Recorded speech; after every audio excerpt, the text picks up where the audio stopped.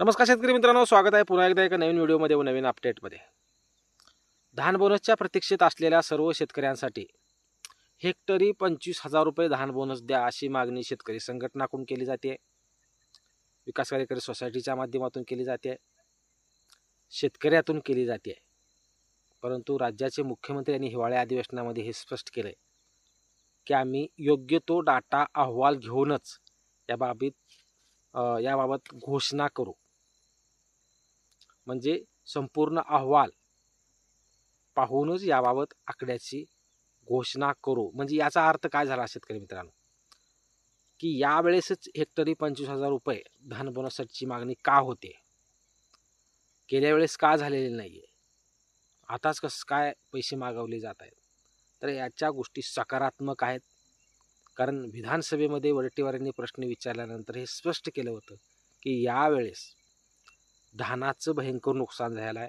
अवकाळी पावसामुळे धान पूर्णपणे नष्ट झालेलं आहे आणि त्या धान नष्ट झाल्यामुळं, कारण काढणीच्या वेळेस धान नष्ट झाल्यामुळंच जास्त नुकसान झालं आणि कमी प्रमाणात उत्पन्न निघाल्यामुळं शेतकऱ्याचं मोठं नुकसान यावर्षी होत आहे। कारण ज्या पद्धतीचा उतार गेल्या वेळेस आलेला होता त्या पद्धतीचा उतार धानाला यावर्षी आलेला नाही।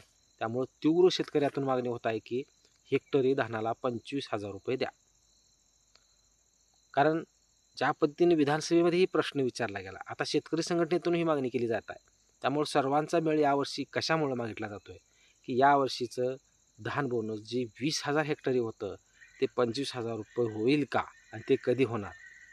कारण हिवाळ्या अधिवेशनात तर त्याची घोषणा झालेली नाही, तर ती घोषणा कधी होणार आहे शेतकरी मित्रांनो, तर ती घोषणा अर्थसंकल्पीय अधिवेशनामध्ये होणार आहे। जे धान बोनसची प्रतीक्षा करत आहेत यावर्षीचा, त्या सर्वांना एक चांगली बातमी, गुड न्यूज हिवाळ्या अधिवेशनामध्ये घडलेली नाही, तर ते अर्थसंकल्पीय अधिवेशनामध्ये घडू शकतं।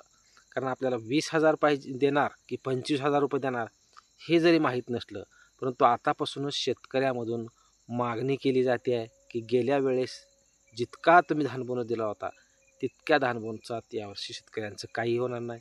कारण गेल्या वर्षी काढणीच्या वेळेस अवकाळी पाऊस आलेला नव्हता, परंतु यावेळेस काढणीच्या वेळेस अवकाळी पाऊस झाला आहे, शेतकऱ्याचं भलं मोठं नुकसान झालं आहे।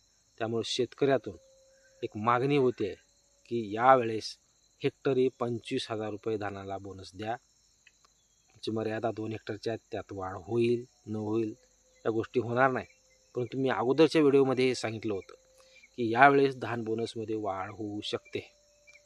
कारण त्या व्हिडिओच्या माध्यमातून आपण हे स्पष्ट केलं होतं की मागणी विरोधी पक्षाकडून तर केली जातच आहे, परंतु आता शेतकऱ्यामधूनही मागणी होत आहे, शेतकरी संघटनेमधूनही मागणी होत आहे।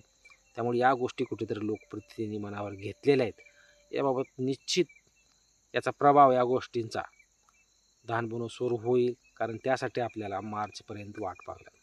कारण अर्थसंकल्पीय अधिवेशनात जेव्हा होईल त्यावेळेसच यावर्षीचा धान बोनस जाहीर केला जाईल। त्यामुळे मागटले जे राहिलेले ब्लॅकलिस्टमधले नाव शेतकरी आहेत, त्याचबरोबर वनपटाधारक शेतकरी आहेत, अशाही शेतकऱ्यांबाबत निर्णय झालेला नाही आहे। कारण ते शेतकरी अजूनही अडगळीत आहेत, त्यांनाही धान बोनस मिळाला नाही।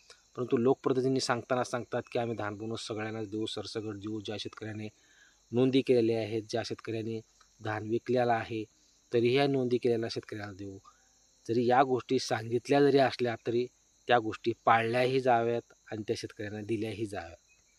त्यामुळे निश्चितच यावर्षी धान बोनसाच्या आकड्यामध्ये वाढ होण्याची शक्यता आहे। कारण त्यावेळेस ही अपडेट आपण दिली होती, अजून आता तरी शेतकरी संघटनातून ही मागणी केली जात आहे धान बोनस जास्तीत जास्त दिला जावा, 25,000 रुपये दिला जावा। त्यामुळे निश्चित याबाबत येणाऱ्या अर्थसंकल्पीय अधिवेशनामध्ये निश्चित घोषणा केली जाऊ शकते, धानाच्या बोनसमध्ये वाढ केली जाऊ शकते।